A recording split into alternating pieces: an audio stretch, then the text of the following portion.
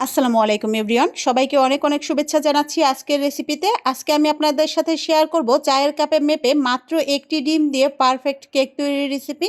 যারা কখনো কেক তৈরি করেননি, বেকিংয়ে একদম নতুন অথবা কেক তৈরি করে বারবার ব্যর্থ হয়েছেন, তারাও পুরো রেসিপিটা ফলো করলে একদম পারফেক্টভাবে কেক তৈরি করতে পারবেন। আর কেকটি তৈরি করার জন্য প্রথমেই এখানে আমি একটি ডিম নিয়ে নিয়েছি। আর ডিমটা অবশ্যই রুম টেম্পারেচারে ডিম ব্যবহার করার চেষ্টা করবেন। আর যদি ডিম ফ্রিজে থাকে সেক্ষেত্রে আধা ঘন্টা আগে ফ্রিজ থেকে বের করে নেবেন।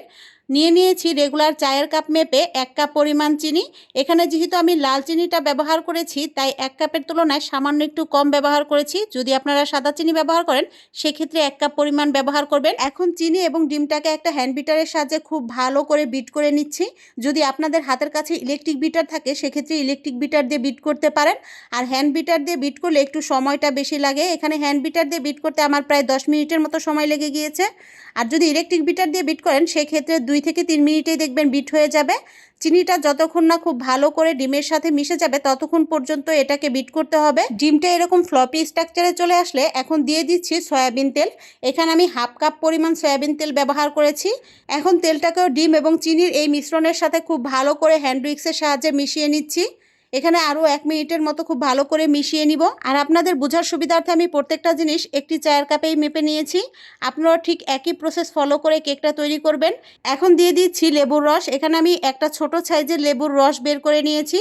পুরো একটা লেবুর রসই আমি এখানে দিয়ে দিব। আপনারা চাইলে লেবুর রসের পরিবর্তে ভিনেগার ব্যবহার করতে পারেন, তবে লেবুর রসটা ব্যবহার করলেও কেক একদম পারফেক্ট হয়। আর লেবু যেহেতু সবার ঘরেই অ্যাভেলেবেল থাকে তাই আমি এখানে লেবুর রসটাই ব্যবহার করেছি। দিয়ে দিচ্ছি 1 কাপ পরিমাণ লিকুইড দুধ। এই দুধটাকে আমি আগে থেকে জাল করেই ঠান্ডা করে রেখেছিলাম। এখন সবগুলো উপকরণ হ্যান্ড উইক্সের সাহায্যে আরও প্রায় 1 মিনিটের মতো খুব ভালো করে মিশিয়ে নিচ্ছি।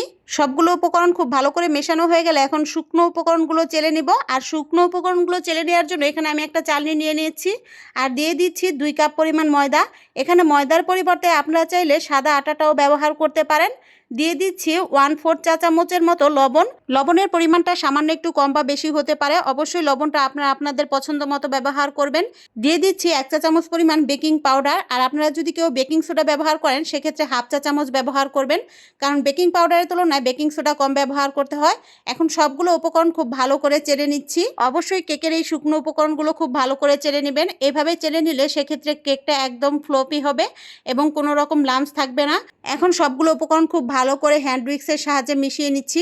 আপনারা চাইলে এই কাজটা হাতের সাহায্যে বা স্প্যাচুলার সাহায্যে বা যে কোনো চামচের সাহায্যে করতে পারেন। এই কেকটা তৈরির সবচেয়ে বড় সুবিধা হচ্ছে সবগুলো উপকরণ একসাথে মেশানোর সময় স্পঞ্জ কেকের মতো এতটা সতর্কতা অবলম্বন করতে হয় না। এই কেকের সবগুলো উপকরণ আপনি যদি হাত দিয়েও মিশান তাহলেও কেকটা পারফেক্ট হবে। তাই আপনারা চাইলে এই সবগুলো উপকরণ হাতের সাহায্যেও খুব ভালো করে মিশিয়ে নিতে পারেন। আমি এই হ্যান্ড উইক্সের সাহায্যেই খুব ভালো করে সবগুলো উপকরণ মিশিয়ে নিয়েছি। আর ব্যাটারের কনসিস্টেন্সিটা দেখিয়ে দিচ্ছি। নিশ্চয়ই দেখে বুঝতে পারছেন ব্যাটারের ঘনত্বটা কেমন হবে। ঠিক এই কনসিস্টেন্সিতে আসলে বুঝতে হবে যে ব্যাটারটা একদম পারফেক্ট হয়েছে। এ পর্যায়ে আমি সামান্য একটু ঘি দিয়ে দিচ্ছি। এখানে আমি 1 চা চামচ পরিমাণ ঘি ব্যবহার করছি। যেহেতু এই কেকটা তৈরির সময় আমি কোনো রকম এসেন্স ব্যবহার করিনি, তাই আমি এখানে 1 চা চামচ পরিমাণ ঘি ব্যবহার করেছি। এতে করে ডিমের যে একটা স্মেল আছে সেই স্মেলটা থাকবে না। আপনারা চাইলে যে কোনো ফ্লেভারের এসেন্স এখানে ব্যবহার করতে পারেন। আর এসেন্স অথবা ঘি ব্যবহার না করলে সেই ক্ষেত্রে আমরা যে লেবু ব্যবহার করেছি সেই লেবুর ফ্লেভার পাওয়া যাবে। তাই আপনারা চাইলে ঘি অথবা এসেন্স ব্যবহার না করে এই কেকটা তৈরি করে নিতে পারেন। এখন সবগুলো উপকরণ খুব ভালো করে মেশানো হয়ে গেলে যেই পাত্রে আমরা কেকটা বেক করব সেই পাত্র নিয়ে নিয়েছি। আজকে আমি কেকটা সসপ্যানে বেক করব, তাই একটা সসপ্যান নিয়ে নিয়েছি। আর সসপ্যানের নিচে সামান্য একটু ঘি চারপাশে ছড়িয়ে দিচ্ছি।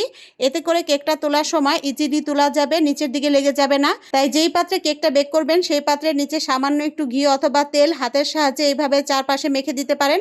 অথবা আপনাদের হাতের কাছে যদি বেকিং পেপার থাকে সেক্ষেত্রে বেকিং পেপার কেটে দিয়ে দিতে পারেন। এখন কেকের সম্পূর্ণ ব্যাটারটা এই মোল্ডে ঢেলে নিচ্ছি।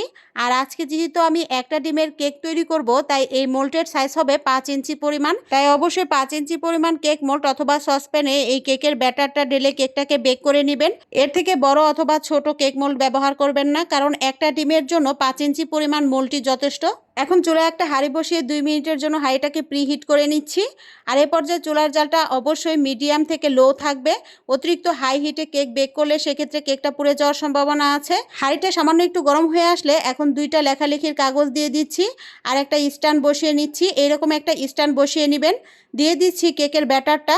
কেকের ব্যাটারটা দিয়ে এটাকে ঢেকে প্রায় 20 মিনিটের মতো বেক করে নিব। আর আপনাদের চুলার তাপের পার্থক্য হলে সেই ক্ষেত্রে 20 থেকে 30 মিনিটের মতো লাগতে পারে। সেক্ষেত্রে 20 মিনিট পর একবার খুলে চেক করে দেখতে পারেন কেকটা বেক হয়েছে কিনা। যদি বেক না হয় সেক্ষেত্রে আবার একটু ঢেকে রেখে দিবেন। আমার 20 মিনিটেই কেকটা একদম পারফেক্টভাবে বেক হয়ে গিয়েছে। নিশ্চয়ই দেখে বুঝতে পারছেন কেকটা কতটা পারফেক্ট হয়েছে। আর আপনারা যদি দেখে না বুঝতে পারেন সেক্ষেত্রে এরকম একটা কাঠি দিয়ে চেক করে নিতে পারেন। যদি কাঠিটা একদম ক্লিয়ার দেখেন তাহলে বুঝতে হবে কেকটা একদম পারফেক্টলি বেক হয়েছে। আর যদি দেখেন যে কাঠিতে কোনো রকম কেকের ব্যাটার লেগে আছে সেক্ষেত্রে আর একটু বেক করে নিতে পারেন। 20 মিনিটেই আমার কেকটা একদম পারফেক্টভাবে বেক হয়ে গিয়েছে। এখন আমি কেকটাকে চুলা থেকে নামিয়ে নিচ্ছি। চুলা থেকে নামিয়ে কেকটাকে ঠান্ডা করে মোল্ড আউট করে দেখিয়ে দিচ্ছি কেকটা ঠিক কেমন হয়েছে। নিশ্চয়ই দেখে বুঝতে পারছেন কেকটা কতটা পারফেক্ট হয়েছে। এখন কেকটাকে একটু কেটে দেখিয়ে দিচ্ছি ভেতরে কতটা ফ্লপি হয়েছে। তো আজকের এই কেকের ভিডিওটা আপনাদের কেমন লাগলো অবশ্যই কমেন্ট বক্সে কমেন্ট করে জানাবেন। আর ভিডিওর কোথাও একটু যদি ভালো লাগে তাহলে অবশ্যই লাইক দিয়ে চ্যানেলটাকে সাবস্ক্রাইব করে রাখার অনুরোধ রইল। সবাইকে অসংখ্য ধন্যবাদ জানিয়ে আজকের মতো এখানেই বিদায় নিচ্ছি। আল্লাহ হাফেজ।